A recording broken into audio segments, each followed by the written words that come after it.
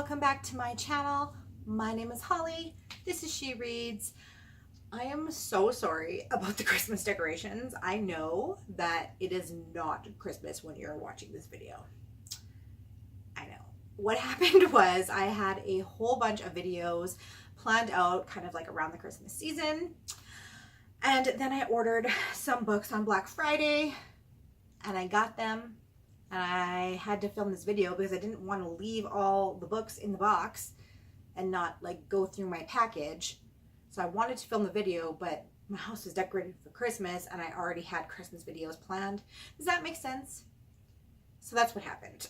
So that's why you are seeing this video not at Christmas time with Christmas decorations. So I'm sorry for that. This is pre-recorded, but I just didn't want to leave this package until after Christmas or take down all my decorations or something like that. You know what I mean? So I'm just gonna film it and you'll see it when you see it. I'm sure you guys won't mind. And if you do, get a life. Okay, so let's just get right on into it. The first books that I got are actually for my son. He has been obsessed with these Where is Babies books. We had gotten a couple of them from my sister-in-law. And the ones that she gave me, like her baby had already like ripped some of the stuff off. So he's been obsessed with these books, but some of them are like trash basically because they're missing the pop-up part. So they're just all these little books and it says like, where is babies? Like, so this one's for Thanksgiving. Baby is looking for his cuddly turkey. Is it behind the flowers? And the baby like, you know, folds it behind. So my little guy loves interactive books like this. This is like the way that I'm getting him into reading. He is loving interactive books and these are so cute. So this one is Where is Baby's Turkey? Where is Baby's Pumpkin for Halloween? Where is Baby's Puppy? Where is Baby's Birthday Cake? Where is Baby's Beach Ball? And Where is Baby's Home? So these are so cute. I'm so happy that I was able to find these on Book Outlet because these ones, well, this one has, let's see here. This one has a list price, $7.99 Canada. $7.99 these are sold for. So like that's insane. That's a lot of money. I think I got these for like $1.50. Maybe $2. They were under $3 for sure on Black Friday sale on Book Outlet. So basically got like all of them for the price that I would have paid for one. So I'm very happy about that. And I can't wait to give this to my little guy.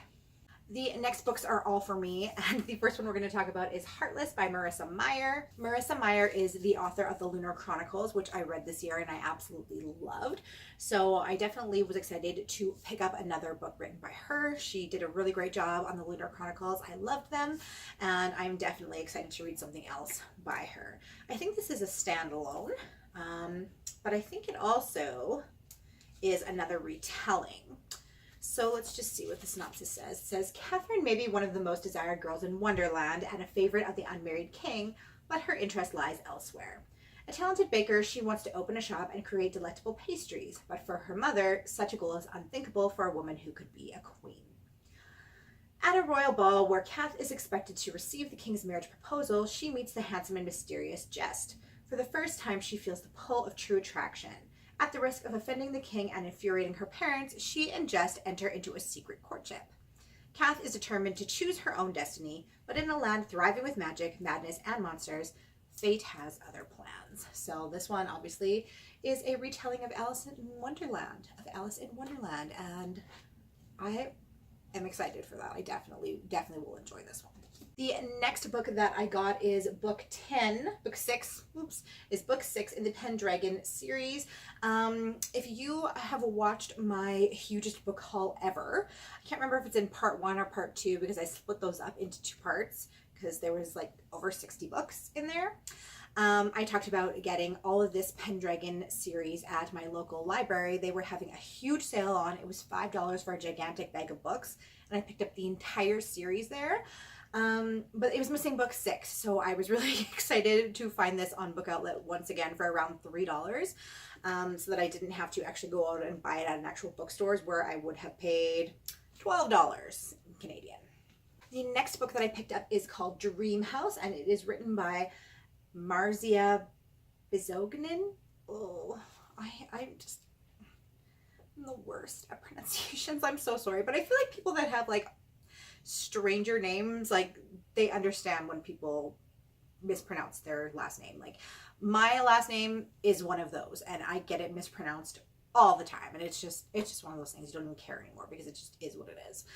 But anyways, this book says, when Amethyst stumbles upon the house of her dreams, she can't help but be enchanted by it, even if there's something a little off about the place. It's everything she's ever wanted in a home, so when the Blooms invite her to stay the night to avoid an impending storm, she instantly accepts. Yet, when she wakes the next morning, alone and unable to bring herself to leave, Amethyst comes face to face with unexpected twists and turns.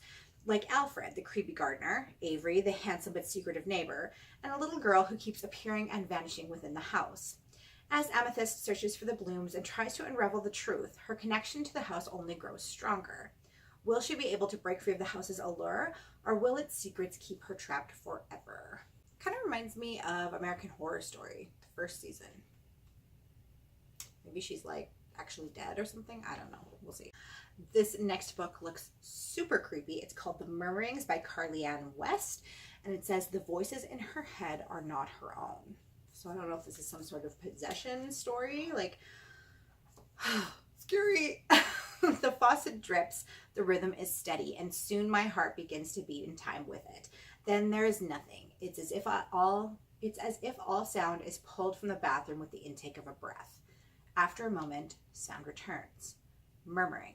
It's so close, yet I can't make out the words. I try to tell myself that the murmuring isn't getting louder, more insistent. I tell myself it's not happening more frequently. And mostly, I tell myself that I didn't see the mirror start to ripple where my face was, as if something was behind the glass, trying to get out. Oh, that's scary. And this girl on the front looks scary too. This one is not going to be one I'm going to be wanting to read alone in my bed at night, that's for sure. This is like a daytime read.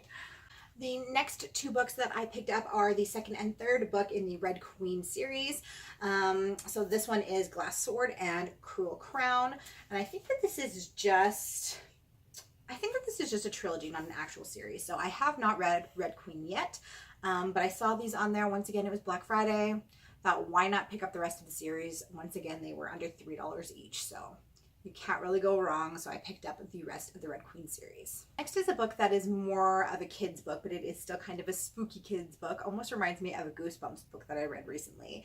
And it is about a young boy that moves to a new town and people disappear there. And he's warned by children that he meets there that the town is called Spooksville. They call it Spooksville, and the town is actually called Springsville.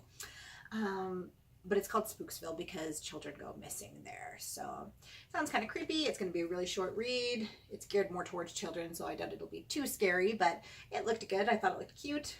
I mean, it's like a Goosebumps book, right? Like, who doesn't love those? Next is another spooky story called Possessed by Kate Can. This one has a really creepy synopsis as well. It says, she dozed off again, uneasily, waking several times and staring over at the window, willing it to be lighter.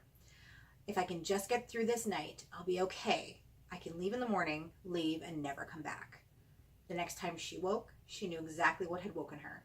She could still hear it. Something was outside the door. So, I mean, it's called Possession, so I assume that's what it's about.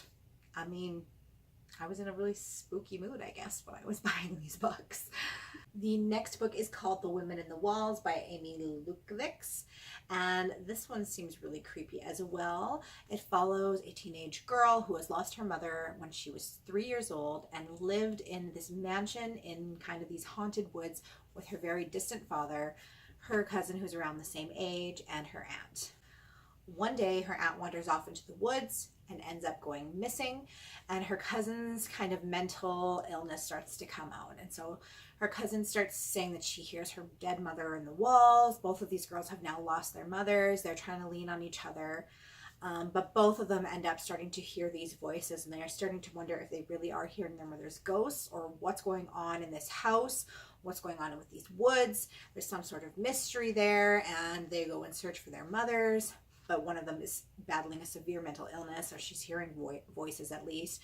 Whether or not it ends up being mental illness or it really is something paranormal, I won't know till I read the book, I guess. The next book is called What the Dead Want by Nora Olson, and this one actually sounds a little bit similar to the last one, The Woman in the Walls. It says, a love of photography, an old camera, and countless questions. These are all that 16-year-old Gretchen has left of her mother, who mysteriously disappeared years ago. Now she must return to the place where her mom vanished, a decaying mansion that Gretchen has suddenly inherited from her great-aunt Esther. However, Gretchen won't find the answer she's seeking without unraveling the secrets that lurk the inside of the house. There are stacks of photographs and letters from her ancestors that go back centuries, pointing to some kind of haunting past. But when proof of the mansion's dark history appears to Gretchen in the form of ghostly visions and the soft, eerie whisper of her mother's voice, there's no doubt that something sinister has taken place there. No matter how scared she might be, Gretchen must somehow uncover the reasons why this indestructible force has descended upon her family and find a way to set everyone, even the dead, free.